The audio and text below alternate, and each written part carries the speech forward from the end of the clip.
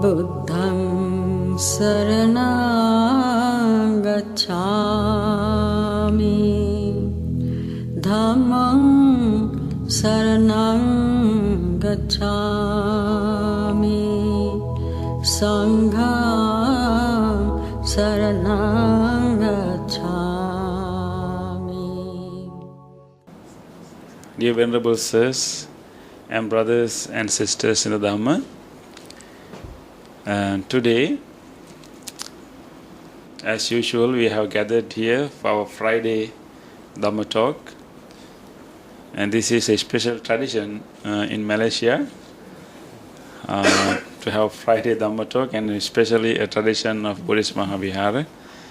And at this moment, I would like to recall and pay my tribute to late Chief Bhante, Most Venerable Kesri Dhammananda Nayaka Mahathera, who actually invented this tradition, who actually encouraged Buddhists in Malaysia and this part of the world to learn the Dhamma, so initiated this tradition of Dhamma talks. So, continuing his legacy, continuing this tradition, so we have gathered here on a Friday to have this Friday Dhamma talk. And today, so we are going to talk about frustrations and how to deal with frustrations. Actually, when I send my list of topics, I think Brother Leslie have chosen them and simply divided them into different days. I do not think that this topic will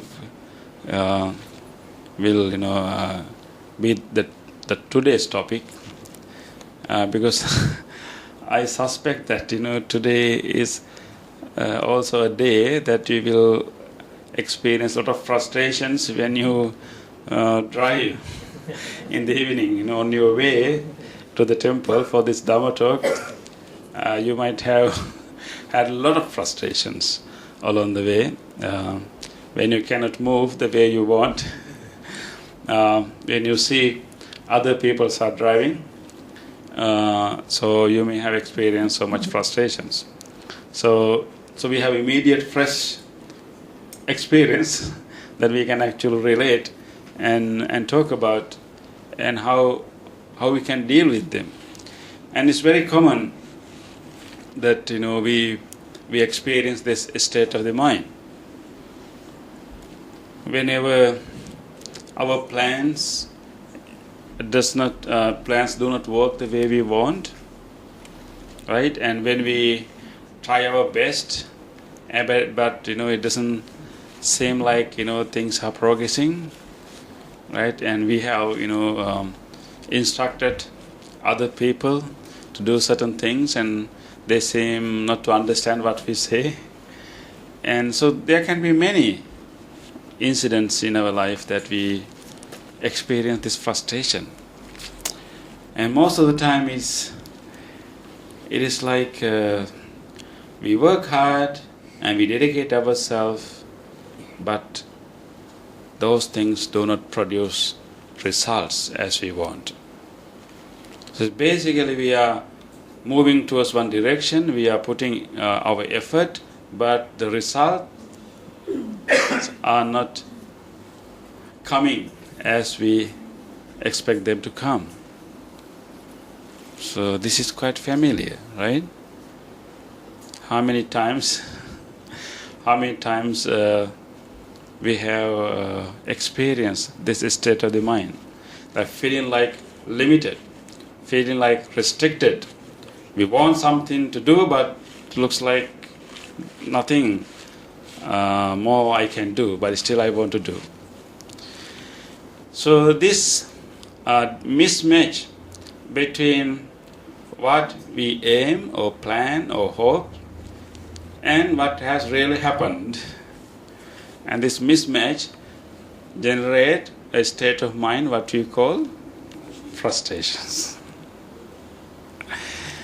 And in Pali, We have a very simple term called patigha, which can mean resentment or simply dislike of whatever in front of us, and then but that initial feeling of dislike can develop into more advanced forms of mental states, and one such advanced form is called frustrations. So it starts as an initial dislike, and then it can grow into a higher level of frustrations, and when it grows into a higher level of frustration is quite heavy. It's quite heavy. And what really happens most of the time is that when we experience one frustration, it looks like they come in groups, don't they? When you have one frustration, very quickly there can be many other frustrations happening on the same day or at the same time. So like they are coming as a package, as groups.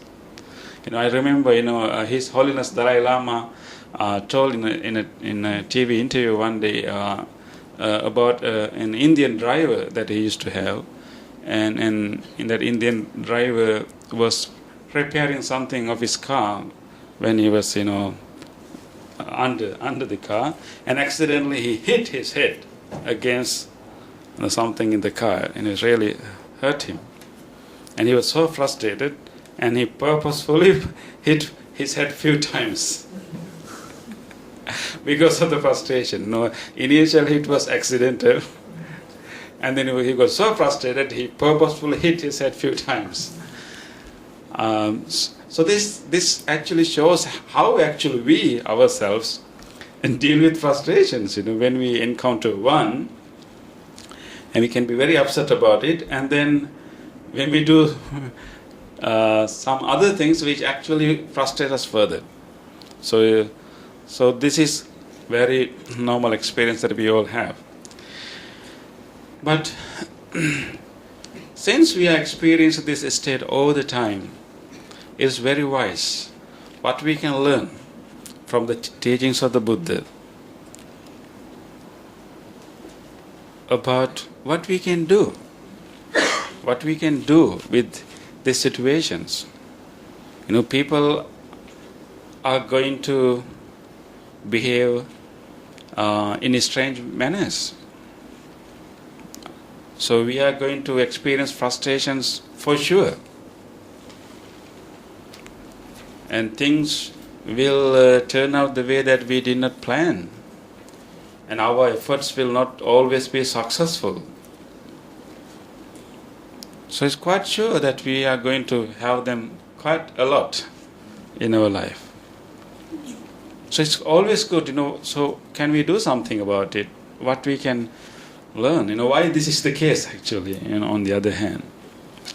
When we think about the life of the Buddha, there were so many incidents in his life that if you want, we can consider as moments that he should have felt so much frustrated. Let's talk about his life when he was still an ascetic. He left his royal life with the hope of finding a solution to the problem of suffering. With great compassion for all sentient beings, he wanted to find out a solution for universal human suffering. And he wanted to find out the deeper meaning of our life. So as a prince, of course, his father encouraged him to be a king. But he realized that as a king, he can be a righteous king. He may be able to, divide the wealth among the poor and make their life better. But he will not be able to completely stop suffering in those people. He cannot stop people getting sad. He cannot stop people getting frustrated. He cannot stop people getting, old. He cannot stop people getting sick. So he decided that, being a king, being a ruler, I may be able to do my best with my fair government, but I will only do very little bit to relieve the human suffering. So he made a big decision to give it up and genuinely make an effort to really find out what is going on here. So he renounced his royal life and then he became an ascetic. He was quite very genuine in his effort. First, he decided to learn from other ascetics. So he looked for most well-known, well-advanced other ascetics, ascetic teachers. He went to one we call Alara Kalama, and he learned number of meditation techniques from him, and he was able to develop some level of peace and tranquility with those techniques. And after a few years of learning with him, he realized that these states that I generate with this meditation are peaceful, but that peace only lasts as long as I am in meditation. When I come out from that, my mind is the same. Very common, right? And also he realized that this is not really making any effective transformation in my mind. So then he decided to leave that teacher and go to another teacher called Uddaka Ramaputta. That teacher taught him further techniques. Even that teacher was talking about what his teacher, actually his father, achieved. And Asari Siddhartha was able to achieve not the state that this teacher is experiencing, but his teacher's teacher, even the teacher's father, Uddaka Rama, was experiencing. And so he practiced all these higher forms of meditation. Then again he found the same thing. And this is not really changing my mind effectively. And I may get some temporary relief from the fluctuation and agitation of the mind, but that is not a permanent, that is not an everlasting change. And then he decided to try by himself. And then he decided to practice. He decided to experiment on severe ascetic practices, what you call self-mortification. And he has practiced very severe forms of ascetic practices. Later, actually, Buddha has recalled those severe practices and have told us what kind of things he did. Reducing his food, eating only one grain, eating only one grain in a day, and even giving so many other tortures to the body, staying under hot sun, and doing all kind of things. Eventually his body gets so weak, right? He said that actually, literally say that when he touched his stomach, he could actually feel the spine from the back. And his eyes were so deep, and it's like little bit water in the deep well. And these are the real description that the Buddhist described about himself, how he looked like when he was practicing those things. And he was very serious, he was very committed. After many years of those practices, looks like he's not getting anything. Any effective change, any kind of peace, any kind of effective change in his mind, any realization of towards cessation of suffering. 6 years has gone. 6 years have gone. He has given up a kingship, a royal life. And he has given up his father's heart. He has given up his family life. How many sacrifices he has done to find this teaching. And he has said all things, and he has tried for 6 years, and he is not successful. How frustrated he could have been. Imagine. And you give up your career, you give up your family life, you give up your prospective career, and you went to achieve something else, and then even after 6 years, looks like nothing is there. How frustrated he could have been. What he did in that moment. After 6 years of practice, he realized that asceticism or severe ascetic practices are not the solution. And severe ascetic practices cannot bring release from suffering. So instead of getting frustrated, actually what he did was that he realized with his own experience what do not work. You, without really trying, you cannot know whether those things works or not. So he clearly realized that this form of practices do not work. And instead of getting frustrated and giving up or being depressed or anything, he did something different. He did not give up the goal, but he was ready to change the method. That is a very good lesson we can learn from there. He did not give up his goal. He has made so many sacrifices already for this goal. He has great compassion for all living beings, because every living being is vulnerable. Everybody is just repeating the same suffering again and again. He cannot stand this. He really wanted to find some solution, find a medicine, find a release of suffering. So he was not ready to give up the goal, but he was not attached to the method that he was following. So even after practicing ascetic practices to that extreme, he was not attached to them. He was ready to give it up if those things do not work. So instead of giving up of the goal, he changed the method. That is how he found the method that works, what we call the middle path. Not denying the body and not also pampering the body, but simply taking care of the body and use the body to develop the mind. And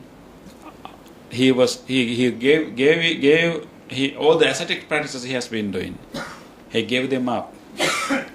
But then, through learning from those mistakes, we can call it mistakes, learning from these trials, learning from these experiments, and he was able to find out the middle path, the map that later, the journey that he has given to us later. So he found the middle path and of what we call the Noble Eightfold Path as a way to make a real transformation of our mind, a way to transform our mind that will not produce suffering. The ordinary way that our mind works produces suffering, and he found a way to reshape this, change this, transform this in a way that way the mind will not produce suffering.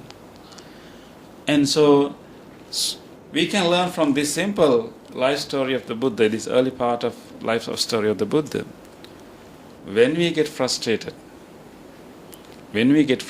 what we can do? Right? Very easy. In a way, we can get frustrated one time, but do not let that frustration to grow into further frustrations. I'd like that, driver who hit his head a few times. And what the ascetic Siddhartha did was, actually, he learned from the mistakes, he learned from the experiments, and then he was ready to change the method. Actually, when we experience frustration, we should remember, it is quite normal to experience frustration. It's not really the frustrations that is actually normal.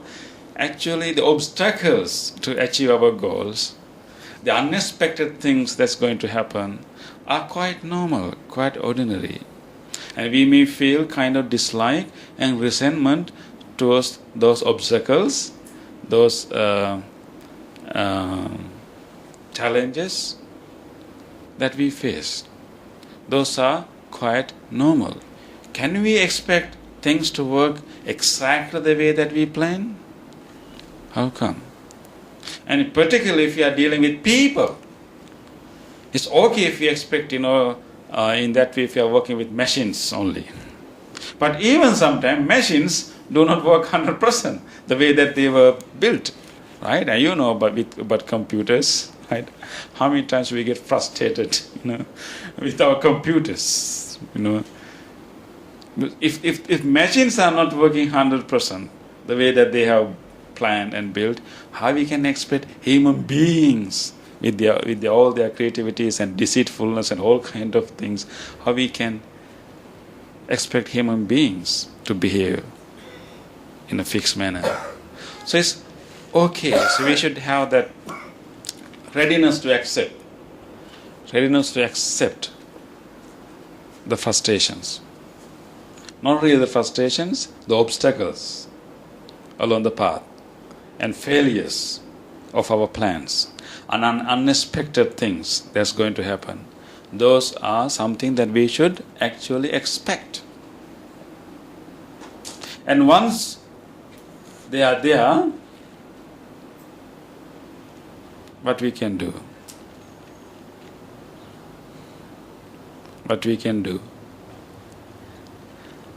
I read a folk story about a turtle. Actually, a little turtle, and the kind of lesson that he learned. And this is actually children's story, and I hope that you will bear with me. And according to this story, this turtle was going to school, and they had a nice school behind their river.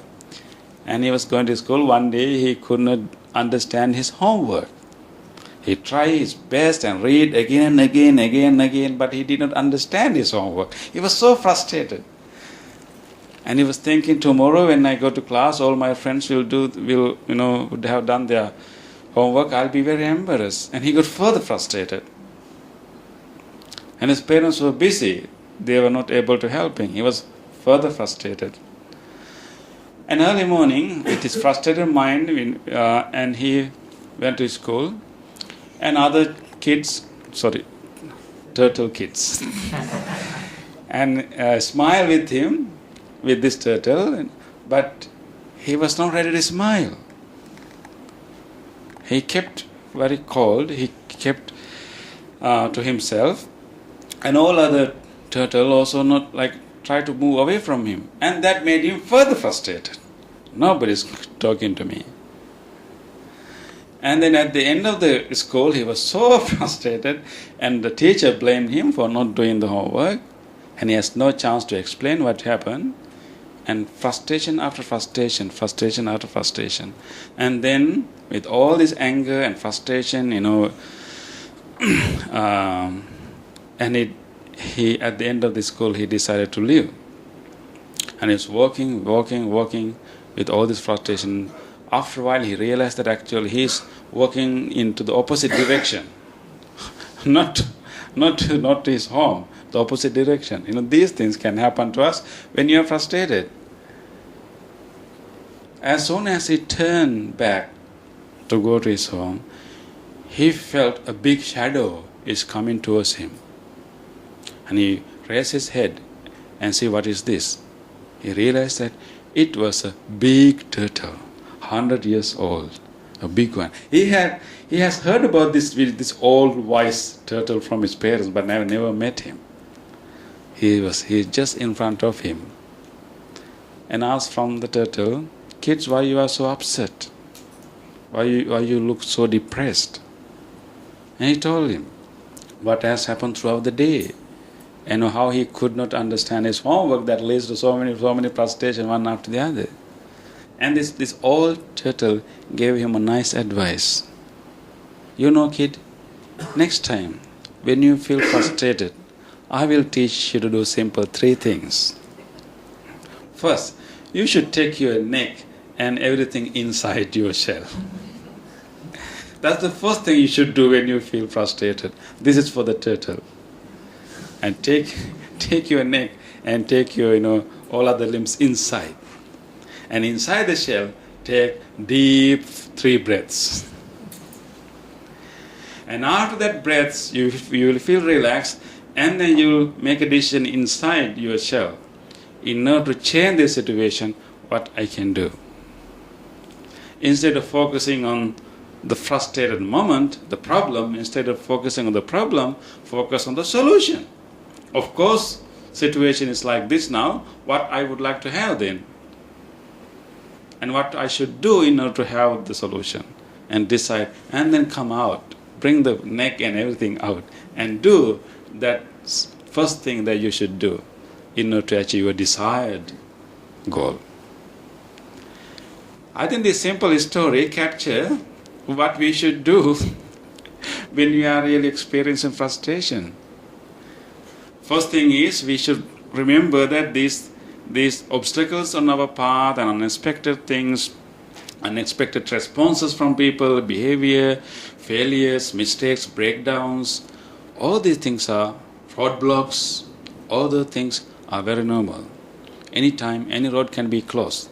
When you are going back home today, maybe some roads can be closed. It's possible, right? It's possible. And when you go home today, maybe your dinner is not ready yet. Or maybe, something else can have happen. And then when you go home today, they might have, closed the door, and there's no way that you can get into. You have to make a call to get into. So there can be many things can happen. Those things are normal things, so they will happen. So we should understand that these things are okay, but the problem is how I keep myself from not having further frustration on the top of the initial frustrations. So we already have one frustrations, and how we prevent ourselves from building up other frustrations. The way to do it, first to accept that these things are yet to come, and then of course one thing you can do is actually to understand that frustrations are moments of learning. Particularly if you are doing a project, or if you are planning something and you don't achieve the goal that you want, and you are maybe training somebody and in teaching your kids, and those children seem not listening or not learning, not understanding what you say. And when you find these moments of frustration, those are very good moments to stop and re-evaluate the method that we are using. Just like the ascetic Siddhartha, when everything failed, when things do not work, it's a good moment. Just like that turtle, take the neck inside, take a break, take a good break, and re-evaluate the method that we are using to achieve the goal. It could be the method that we are using. And so then we can actually move ahead, progress. That's how actually many other people have overcome their failures. If you know the history of science, we only know the success story of the science, but in order to have one success, how many mistakes they have done, how many failures they have experienced. We know the famous story about the bulb, right? Thomas Edison, right? How many failures, how many experiments were failed, nearly 1,000. But he said that I never failed. I only discovered 1,000 ways that do not work. I never failed. I only discovered 1,000 ways that do not work, that help me to find out what works. So in the same way, if you feel frustration particularly about your longer projects, and it's a good moment to stop and take a breath. No, breathing is something else, but stop and reevaluate our method. And we will realize many things. We will discover certain things if we can do that genuine reflections. And the next thing we can do actually as I told you earlier, like always have open mind about the results of our effort. We tend to have fixed expectations of what's going to happen. You plan something, you plan for tomorrow, you plan for next week or next month or next year, you plan a project, and then you actually have, we usually even have a mental image of what is going to be when these plans were successful. So usually we have very fixed expectations. And the more our expectations are fixed, the more frustrations we are going to experience.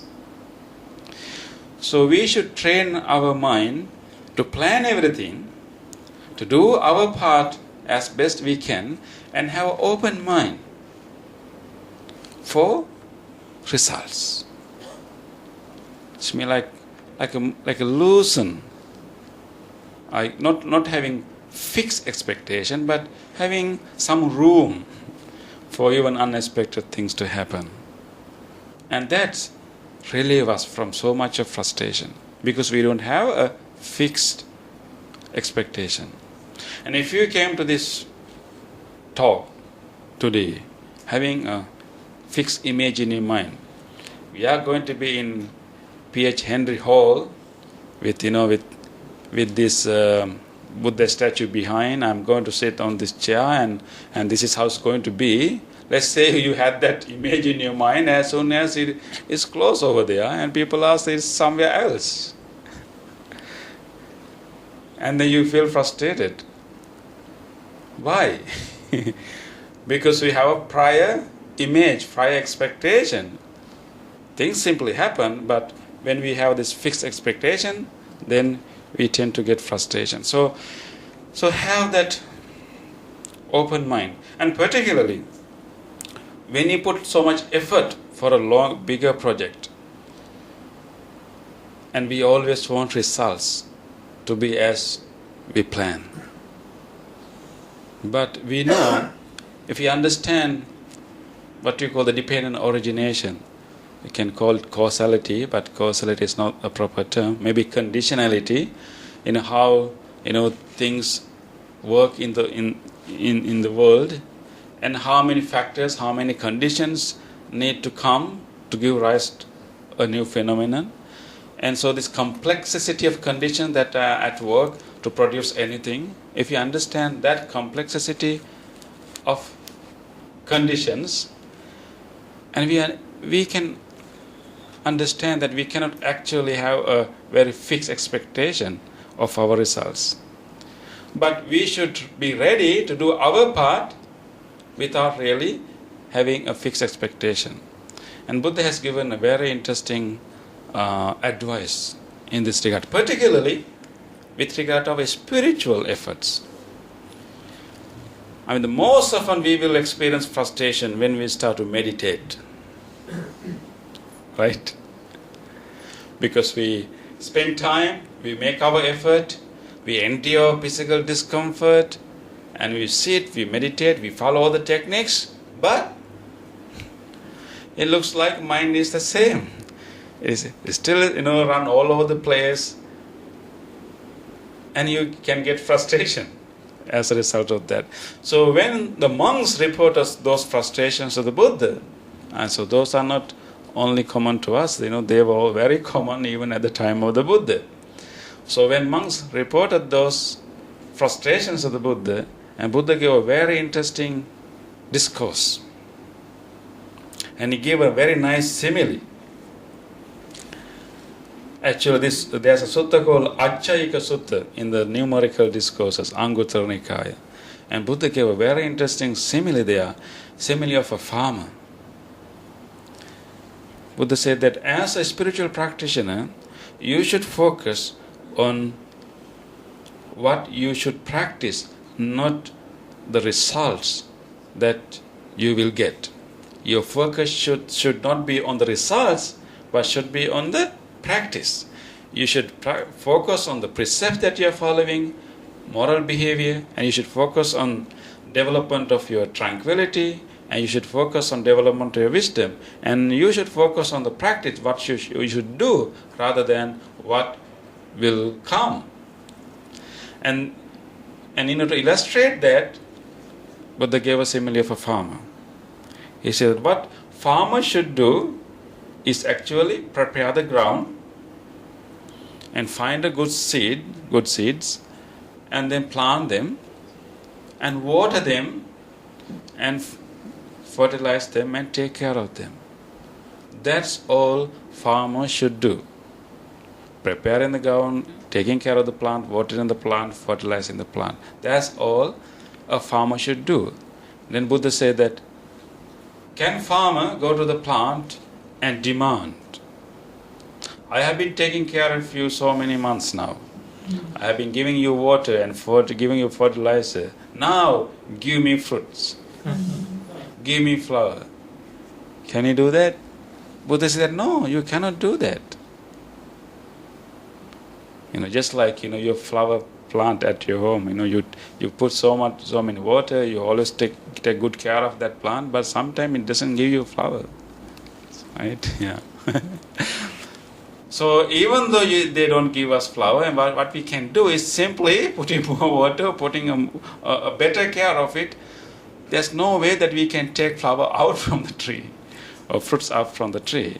So Buddha said in the same way, so as practitioners, what we should do is to focus on what practices we should do, not what's the results that we're going to have. What will come will automatically come. Actually, Buddha said there's a natural process.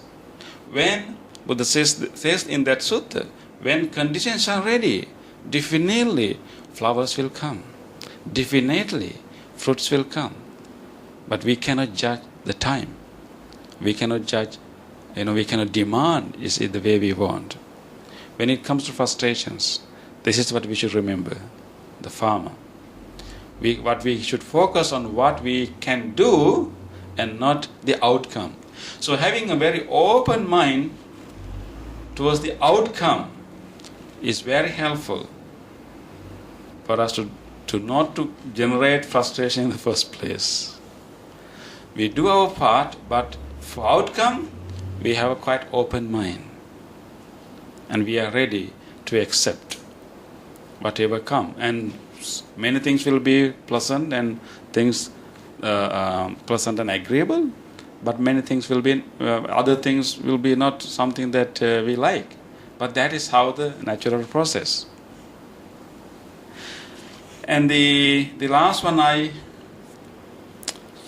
would like you to suggest is that whenever we feel frustrated and we are focusing too much on that problem, that obstacle of that failure that we experience, and then we very quickly forget the larger picture, why I am doing this. So we should train our mind actually to come out from that problem and the obstacles and then have a larger picture and ask, what is my main goal here?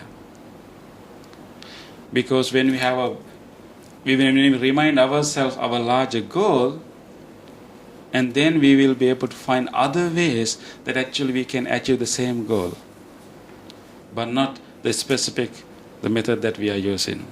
Again, going back to the method, the means and the goal. So rather than focusing on the problem or failure, we can focus on the desired states that we need to achieve. What I would like to achieve. So right now, my plan didn't work the way I like it to be. And many failures, many things didn't work out. Okay. So what is really coming to our mind, these failures, these mistakes. But then we can ask question, okay, what I would like to have. The positive picture. Okay, if that is the case, what I should do now in order to achieve that. And we can come out and do that. Just like that turtle. Right? And so quickly changing our attention from the problem to the solution, a problem to the desired state that we want to have, and then identify what other things that I should do. So in that way, actually, I will suggest you also to follow the turtle. Not actually, of course, what the turtle did, but actually this is also that we can learn from the teachings of the Buddha. Stop and reevaluate our method. Okay, of course, we can take few breaths inside to feel your frustration, feel the physical agitation. And one best way actually we can remove our agitation in the mind is to take few long, deep in breaths.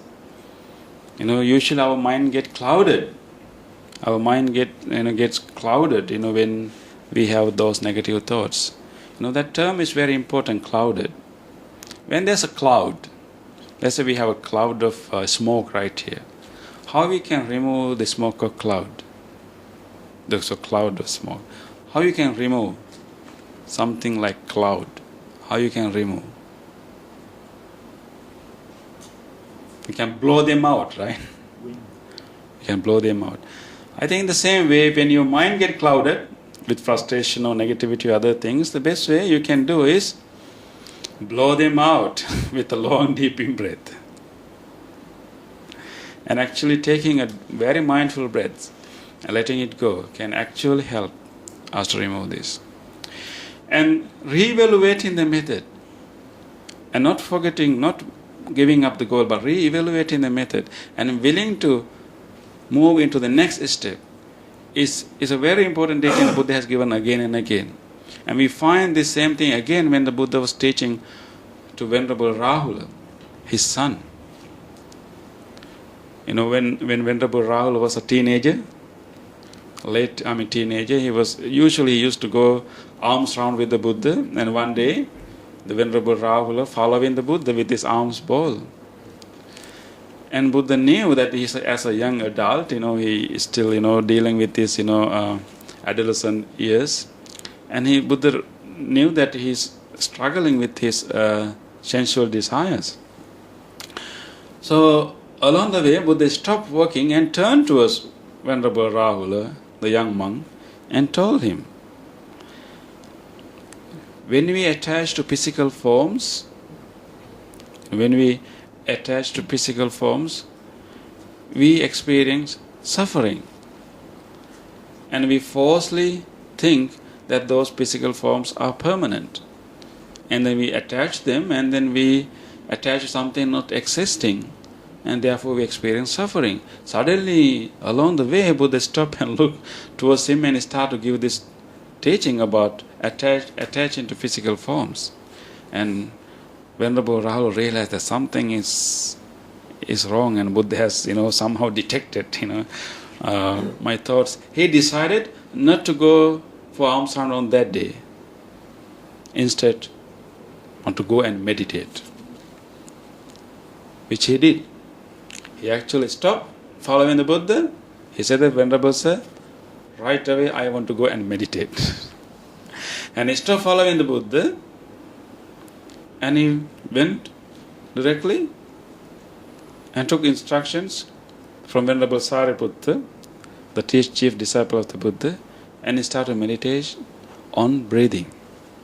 And this is found in the sutta called Maha Rahulovada Sutta, the great discourse, the large discourse on Rahula, or instruction to Rahula.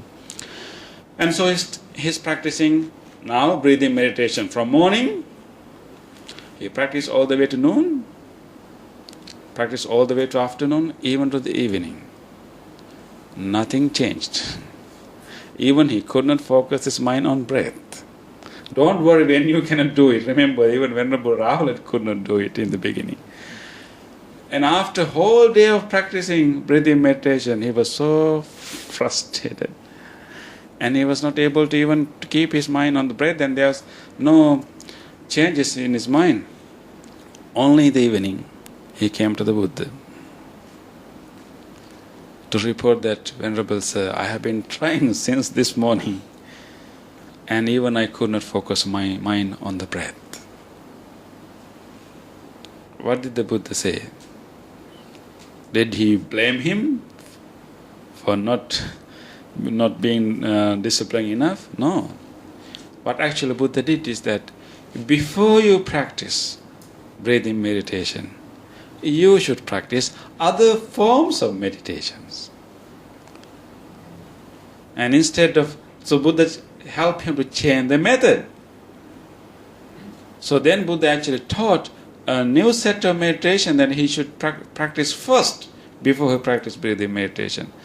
Buddha taught him meditation on 4 great elements. Meditation on earth, meditation on water, meditation on fire, and meditation on air. Buddha said that, reflect on the nature of the earth, how earth is patiently taking everything. It's not excited when people throw flowers on earth. It's also not disgusted, when people throw rubbish on the earth. So whether you throw flowers or rubbish, and earth can take them all in an even manner. And in the same way, water. We can throw rubbish, we can throw flowers. We can put rubbish into fire, we can put flowers and beautiful things into fire and air. In all cases, those elements can absorb whatever put into it and without shaking the mind.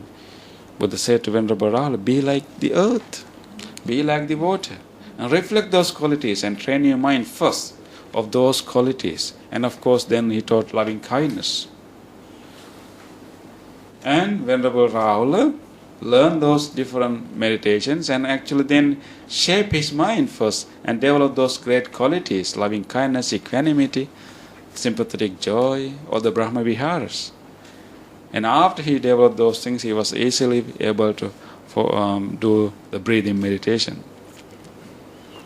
So in many occasions, what Buddha has done is use the frustration, use the failures, use the moments that the things are not successful as moments that we can reevaluate the method and then focus not on the problem but what we can do to achieve our desired goal, and always expect the unexpected, always expect things that will happen. So always keep mind open, give some room in your mind for unexpected things to happen.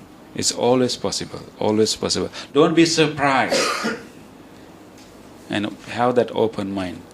Then we will be able to deal with frustrations. There will be obstacles, there will be weaknesses, there will be failures many times in our life. But it is enough for us to get upset or let's say frustrated one time. Do not let that frustration to give you more frustrations. Take a break, just like that turtle. Take everything inside. Take a break what you are doing, and reevaluate what you are doing, and see whether you can achieve the same goal with different methods. And take a few breaths, and just let this frustration, let this agitation, let this tightness of the body to subside.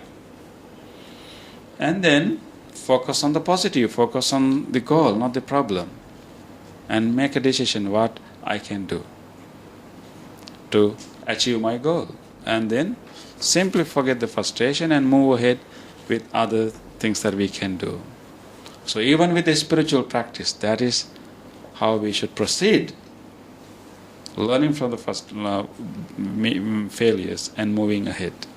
So I hope that we can at least remember the turtle, right? At least. And when you're frustrated, make sure that you take a break. Do not continue, because you will, like that, you will have many other frustration on the top of that, because our mind is not functioning well. Whenever we get frustrated and if we develop into anger, of course, our thinking, is not clear. Actually, chemically, our brain is not functioning well when we are angry, when we are agitated, when we are frustrated. The cortisol change the whole mechanism of the brain, and our decision-making power, our logical thinking is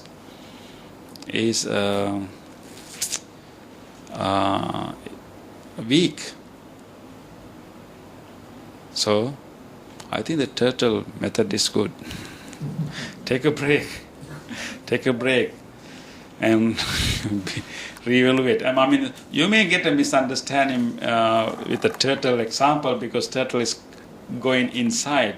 We are not. I mean, here the advice is not to escape, not to be yourself, not to like give it up, not to like renounce, not to escape, but just to take a moment, take a break, and focus inside, inward, turn inward, and reevaluate, and take few breaths to subside the agitation, and then make a good plan to achieve your desired state. So I hope that at least this talk is not, this talk did not make you frustrated. Thank you.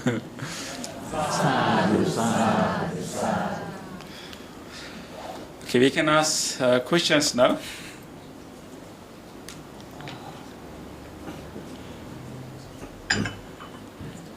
Yes, brother? Use the mic. Please, it's recorded.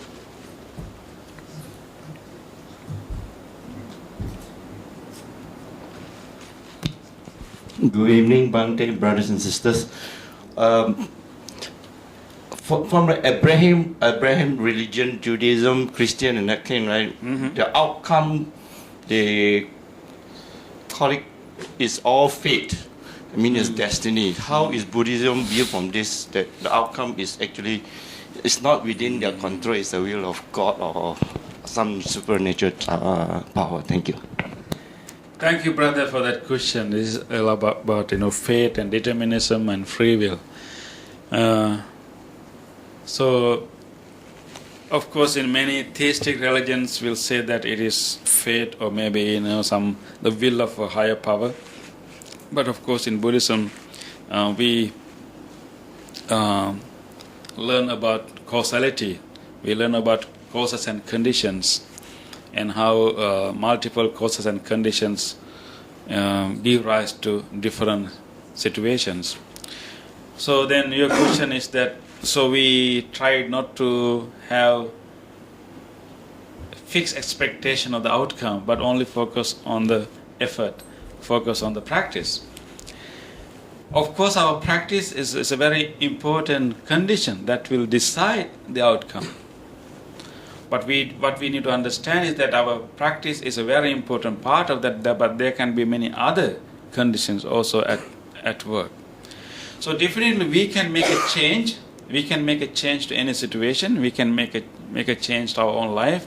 We can definitely change things with our effort and with our practice. But that change will not be exactly the way we plan, the way we expect. It is like a chess game. Do you play chess game? Yeah. So chess game have specific rules. So how each things can work. Okay. So then we can. So there's a particular way that those things will move. But still, we can use our thinking, our creativity, our planning, to move those things in the way that they are supposed to move. So though we have very specific, strict rules within the chess game, each chess game finishes differently. Because there's a room for creativity even within that kind of framework. So in the same way, we know that water always flows downward. We cannot send the water upward, of course, unless we have a big pump. Yeah, but generally water will flow downward. But we can use that same current to channel the water into the place that we want it to go by gradually channeling it. So in the same way, what we have to understand is that there are causes and conditions are at work. And our effort, our input, our practice is a very important part of that set of conditions. But there are other conditions also at work. Therefore, our practice and our effort will produce those results, but they are also being conditioned by other things too. So it will not be exactly the kind of result that we expected to, but it will be close. And then we cannot fully control the outcome because of this multiplicity of causes and conditions. So maybe the result will be the same, but maybe we cannot decide the time. So outcome is always a product of multiple conditions, and our effort and our practice is an important one, but not all. So it's simply we need to this conditionality, the multiple of conditions, and that is why things are impermanent too. Okay, brother. Yeah, thank you for the question. Yes, brother.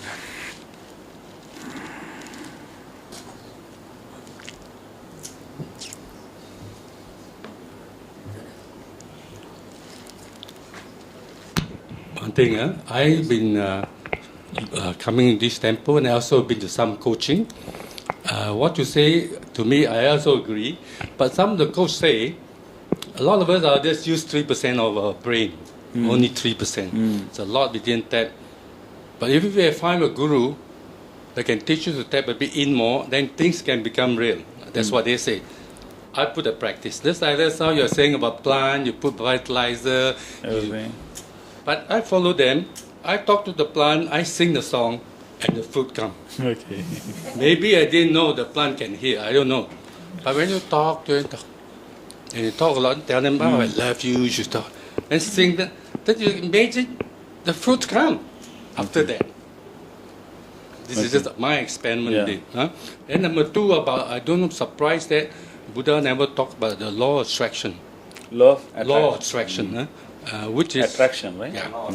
If you focus on a thing, you say or you think, it will come. If you say frustration, more frustration will come. You will. If you say suffering will come. But if you don't want frustration, you don't suffering, then you have to think happiness, then you think success. If you think that way, somehow they say the universe, no one say God, okay? The universe will deliver to you. You just practice it and it works. Because I'm learning from the guru, and they're very successful. So I'm surprised Buddha never talked about the law of attraction. In fact, they're talking about universal, about 14 laws. For example, law of attraction, law of gratitude. If you can combine all these laws, you can really get what you want. I'm serious to you. But I'm surprised Teacher Buddha didn't talk about it. Yeah. Okay. Okay, thank you, brother, for that question. Yeah, and the reason that I think we don't really find the real the exact law of attraction in Buddhism, but if you learn the law of karma, how what we do, what we say, how our volitional actions really creates a reality. Our volitional actions, our volitional speech, and whatever we purposefully do, we produce a certain reality. So it has some elements of attraction. But I think why we don't have